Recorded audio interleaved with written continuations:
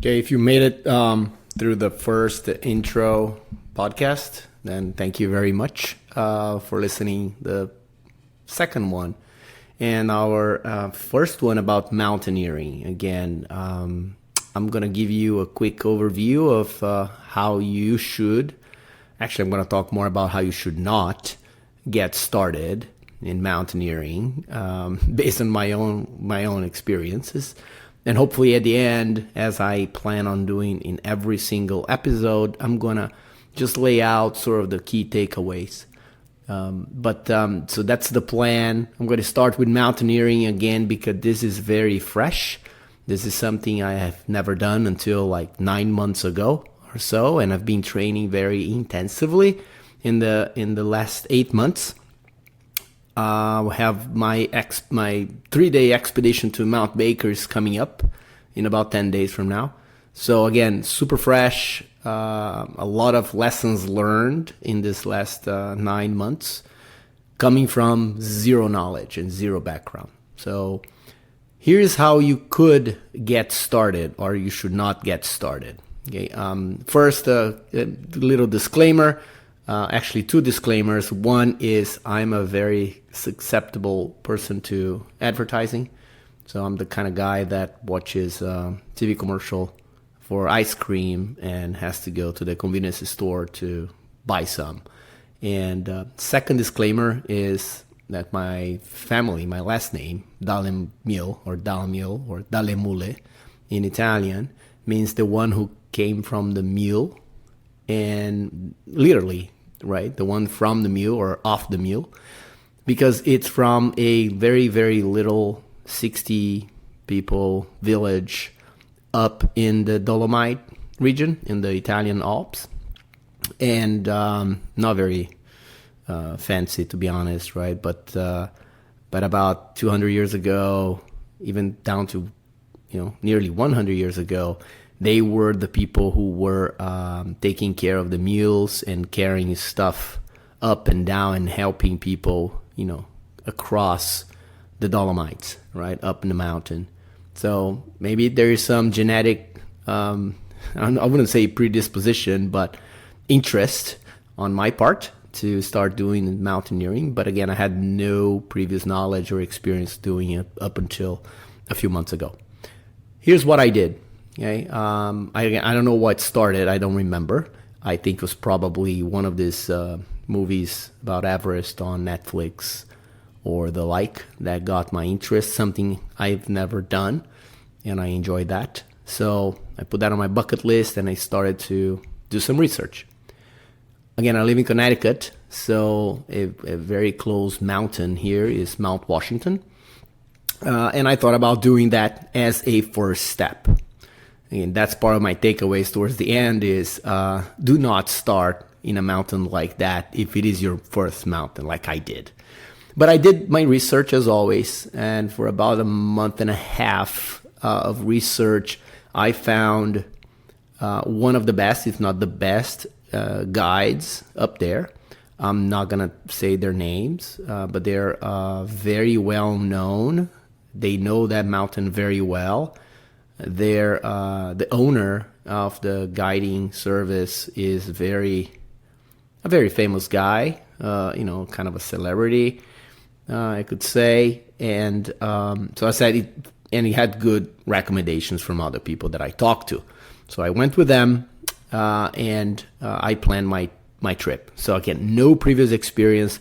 I was in relatively speaking, good shape. Fitness wide, and I said, you know what, I'm gonna give it a shot, right? How bad is it? It's about according to them, an 8 to 9 hour up and down the mountain, the summit, depending on the conditions, right? And I did it in the winter, which is especially for Mount Washington extra difficult. Okay, I'll give it a try. Long story short, I could not make the summit. I actually made it all the way up to something called Lion's Head, which is about 1,000 feet or so below the summit.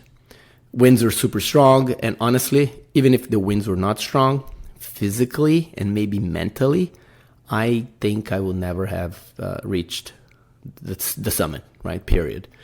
So I came down. My guide was very good. And that's another lessons learned. Too good. I've been thinking about this, and I think depending on kind of the adventure or whatever you're trying to do, it could be an action sport.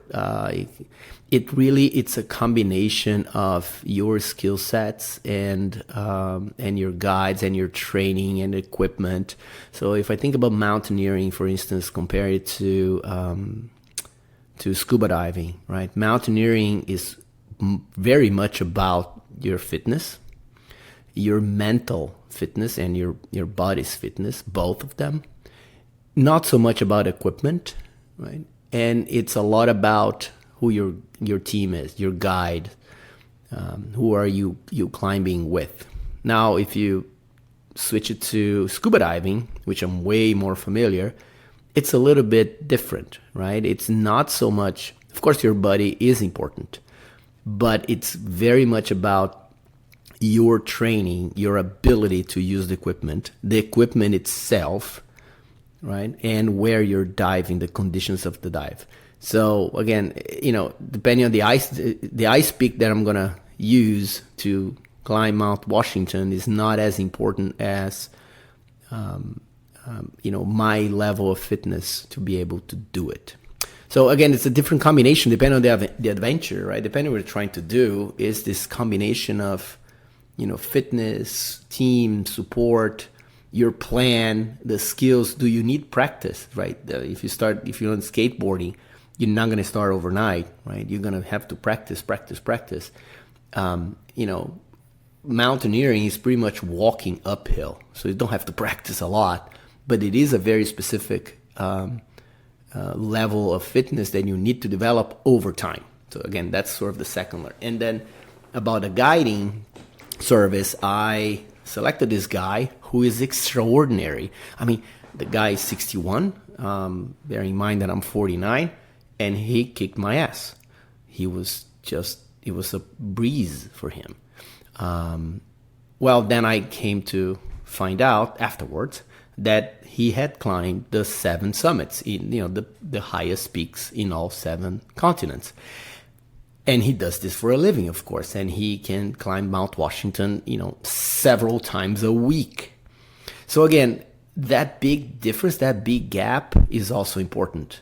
I think I learned that if it's something that I'm super new and I have no experience, I don't think that it's very beneficial to have a super guide or somebody with a super experience, right?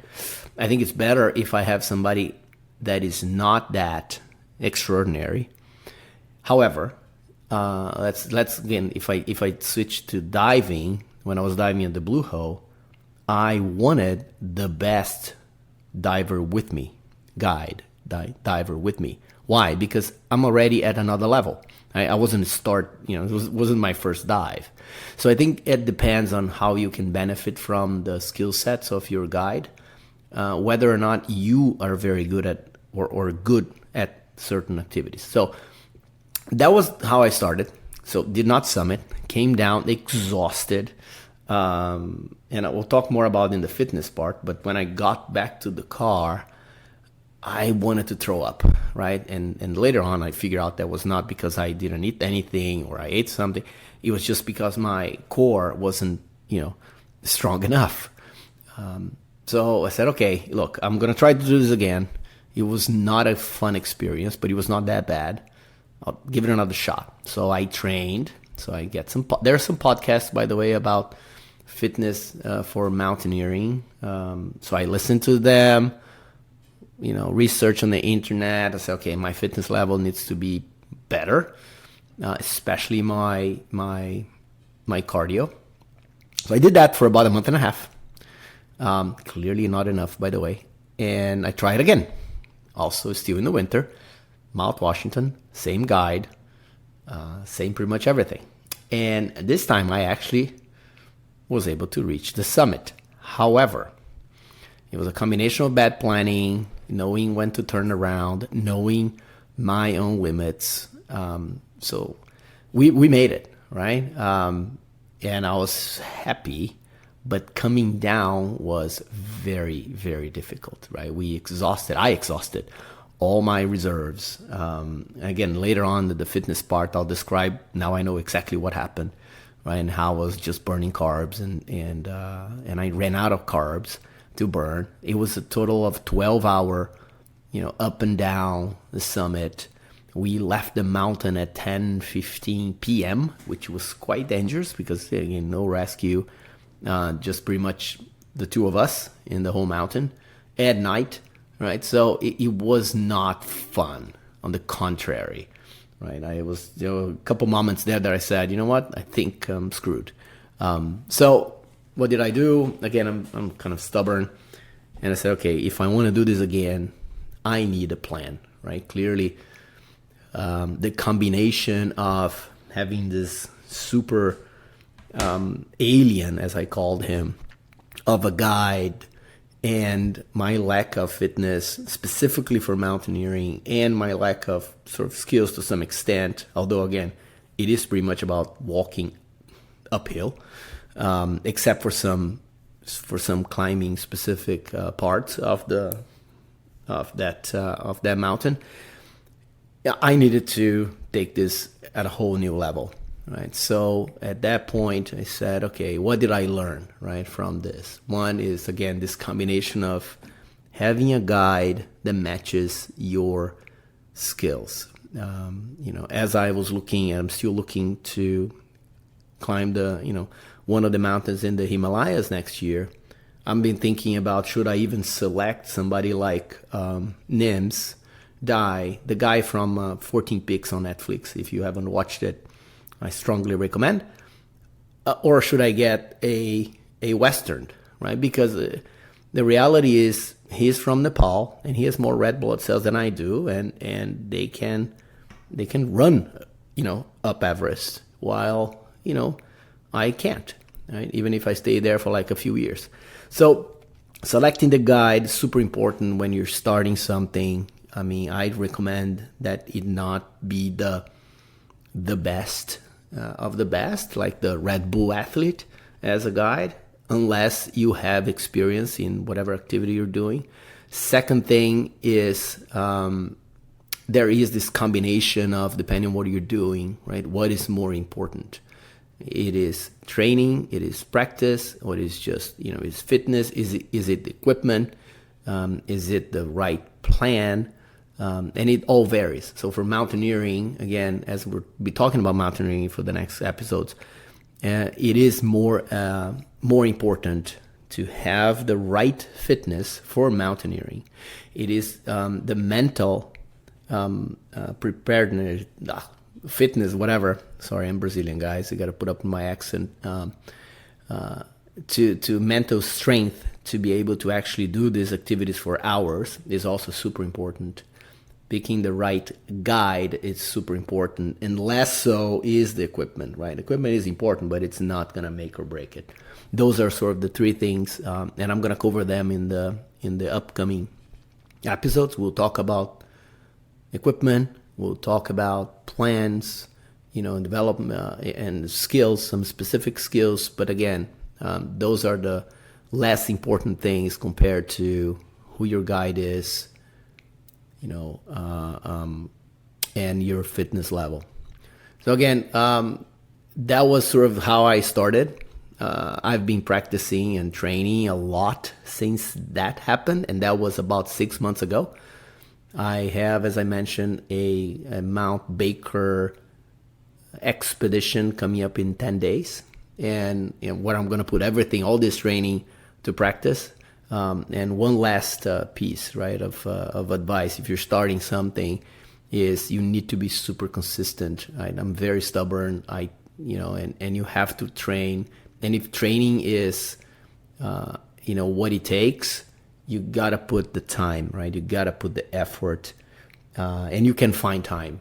Trust me. I mean, as I said, the whole idea of this podcast is for normal people who have day jobs, to be able to do something like that. So if it takes having a small treadmill like I do in my office and taking some of the Zoom calls while walking, although it's very annoying for whoever's on the other side of the call, that's what I'm going to do. So again, it's very specific to each one of the adventures or action sports, but we'll talk more about mountaineering fitness in the next episode. Hope you enjoyed. Thanks, bye.